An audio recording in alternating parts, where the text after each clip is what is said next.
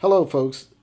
I'm here with a different type of review this time. This time it's going to be the first time I ever did a versus review. It's going to be with my Glock 30 versus my Kimber Super Carry Ultra.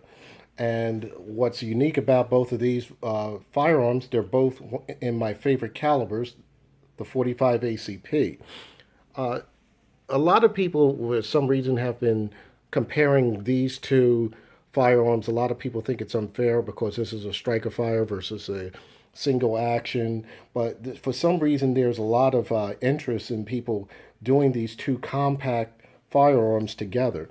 Everybody knows the Glock 30 with its history and with all the success that Glock has had since 1989 and on through the generations of their pistols. And a lot of people are pretty much familiar with the Kimber products, but this particular one is the Super Carry Ultra, and it's also a custom shop pistol. And the custom shop pistols are supposed to be one of their better firearms. The other thing is that I've seen people use this versus, let's say, the Springfield Armory type of XD models. They have that XD versus the Glock here, or you would see this particular model versus a 1911, or you'll see an XD versus the Glock here. But you don't really see too much of the Springfield XDs, which is a very good popular uh, brand for a striker fire pistol. You never see them against the Kimber too much. I haven't, as far as I know, I haven't seen. And another thing I haven't seen is the Kimber Compacts versus the Springfield Armory Compacts in 1911. So I would like to see more of that in the future one day. But getting back to these two pistols, there are some little differences. For one thing, the capacity in this, everybody knows this is 10 and 1 in the chamber. And this one here is 7 and 1 in the chamber. And a lot of people will say, oh, that's not enough rounds, but it does have to keep its profile uh, to be very slim. And everybody knows a 1911 is a single stack. What I can tell you about both of these, there is a difference between the thickness. And let's start with the Glock here. Everybody knows that the Glock here is pretty wide, thick, and it's heavy up top. On the Glock 30, its slide is pretty heavy. It helps dampen recoil, and you don't really feel too much of a recoil. But it also enables you to have some accurate shots. I shot this anywhere from 7 to 10 yards, and it has been very accurate, giving very decent groups. Uh, of course, this is a model with the white outline rear sights, but it's still serviceable. And some people like this, and some people don't. There's the finger grooves right here. It doesn't bother me as much at all. I don't have the magazine at this time in there because I just wanted to keep both of these pistols safe, so you know that these pistols have no live rounds in there. And I did the same thing with the Kimber. All right, with the Kimber here has a lot more going on. It's more blingy, it's more stylish, and that's what 1911s are. They're very stylish. And the thing about 1911, it's like a Harley. You can add all different types of parts and different types of doodads, but does that make this a functional firearm? As you see with their nice grips here, and the way Kimber does some of their work on their guns is the front strap is somewhat semi-serrated, and it gives you a decent grip, not too aggressive but not too slippery. And the same thing with the back here. This is a little bit serrated, but not that real 1911-ish mainspring type grip in the back, but it is serviceable and it works in my hand very well since I have a small hand. Of course, you have your beaver tail safety. As you know, the Glock has a safe action trigger safety for and also internal safeties. Uh, with this, you also have uh, serrations here, and they're kind of like a scaly fish, scalish like uh, serrations, but I do get a positive grip. And it's decorative, even though it is decorative, it is functional and it works for me. The Glock has your traditional, what you call serrations here, so you can get a grip onto your slide so you can rack it properly, whether you're cross racking or slingshotting it. Uh, Another thing about this firearm, this trigger is different from other 1911. Some of them are skeletonized. This is a lightweight trigger, so it's pretty much aluminum, but it is adjustable. Another thing about this pistol is, speaking of aluminum, this is a alloy frame. This is an alloy frame. It's a tough alloy frame, but with this particular model, I didn't buy what they call the Super Carry Ultra HD. That is an all steel frame. It's the same gun, but it's an all steel frame. And that is basically the difference between Super Carry Ultra HD and the regular Super Carry Ultra. So this is the aluminum frame. Of course, there are your ambidextrous safeties on this pistol, and it's very serviceable. Now, how it shoots very well. It's something about this gun and the history of 1911s. It has a very low bore access here, and when it comes back after it you discharge around, the slide comes back and it doesn't feel like there's much recoil, similar to the Glock, that it doesn't have that much recoil. All of the recoil is absorbed in the top slide to me.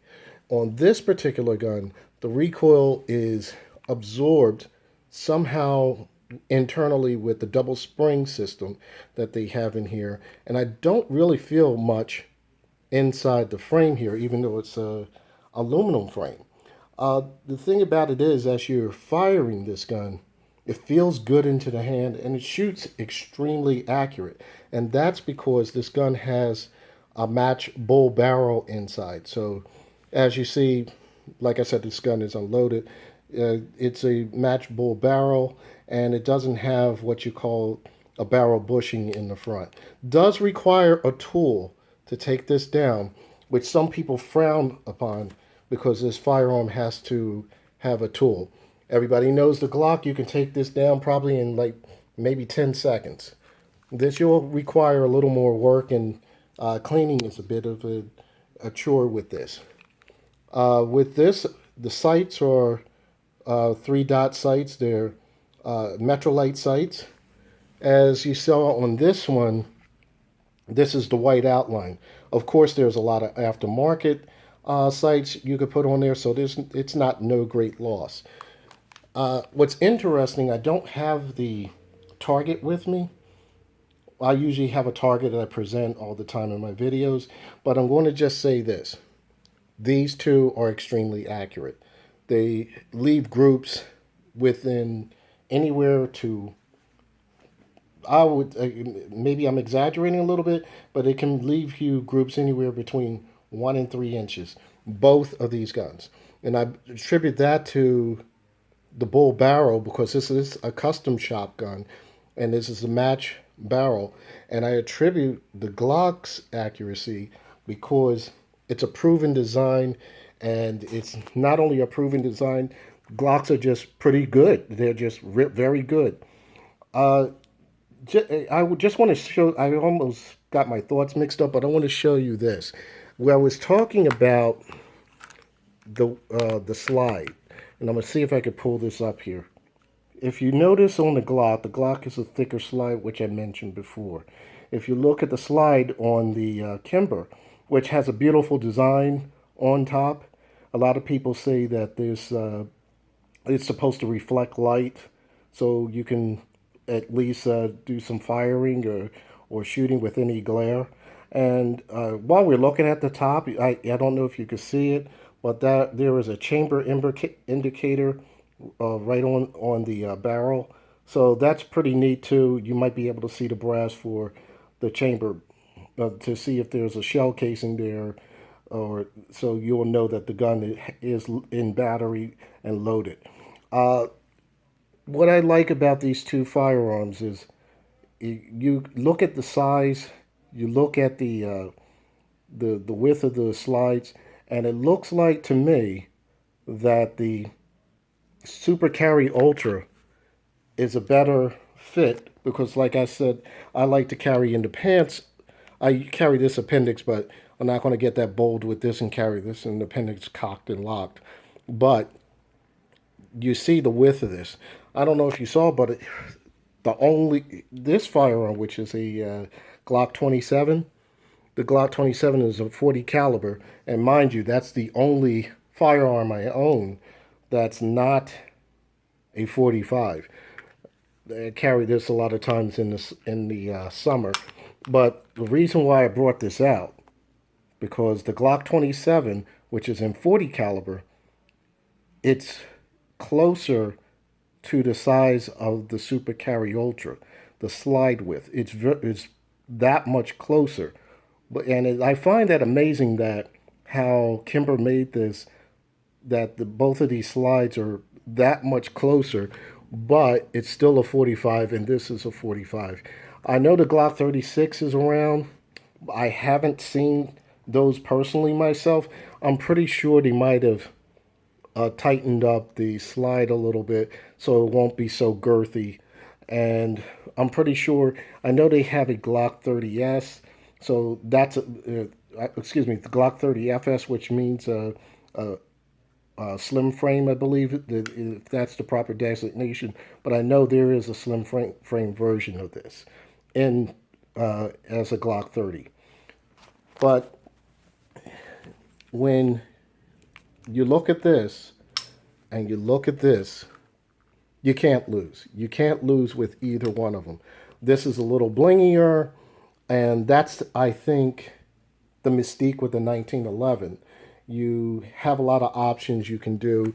With this Glock, you can only do but so much unless you're going to do a whole bunch of machine work. There's all kind of wolf barrels and everything else you can put on this. The way Kimber designed this gun, like I said, this is the custom shop, so everything is pretty much built into this custom shotgun. You don't really need to add anything to this. It's already set as it is packed. I know a lot of people like to do extra trigger work or so forth, but it's not really necessary with this gun. That's what I can tell you. It's not really necessary.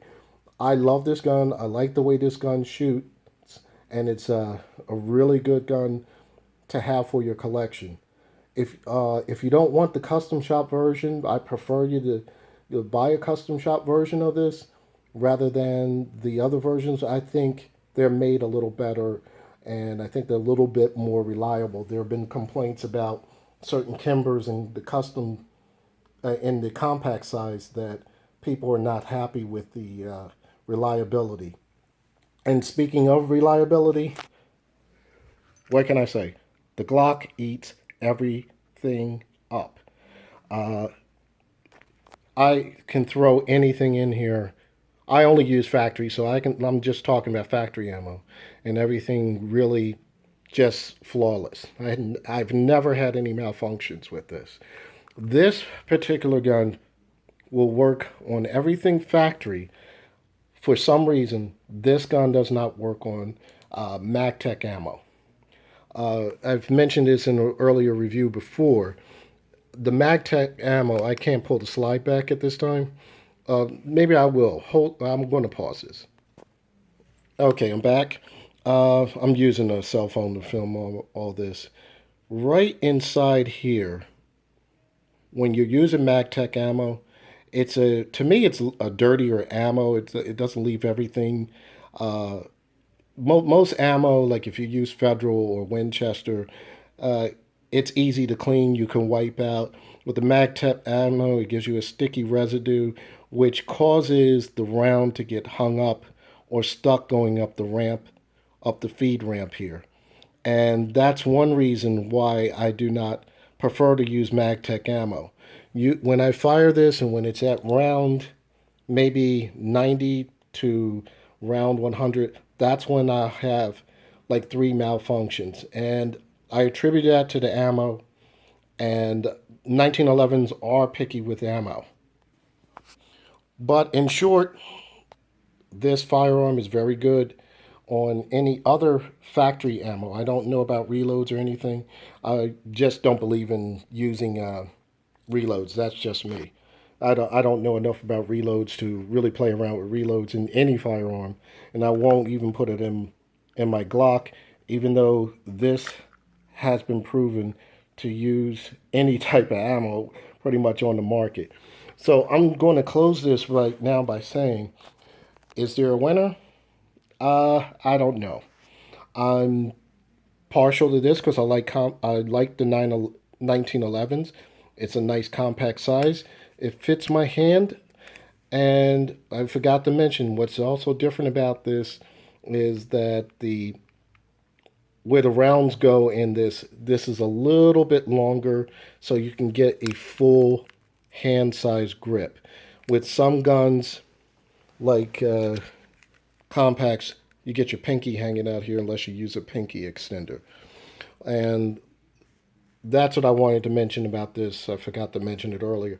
But like I said, if you like the Glock 30, and I'm going to throw in the Glock 36, even though I never used it, and if you like a compact firearm such as any of the Kimbers or the 1911 like this Kimber, you can't go wrong with either two of these. So I would like to see, like I said, in the future, some more reviews of the Springfield Armory versus the Kimber. And I would like to see, I've seen videos with the XDs versus the Glock 30s, but I would like to see a little more in depth on that. So you can't miss with either of these firearms. I suggest to buy them both. One is one particular style from it's a proven design, a 1911. The other is what I call the new style of handgun that's been around for years. And these are the two guns that have proven designs that's been around for quite some time. So get them both. I can't pick a clear winner. I love them both. So, with that, any questions, comments, feel free to contact me and put a like. Take care.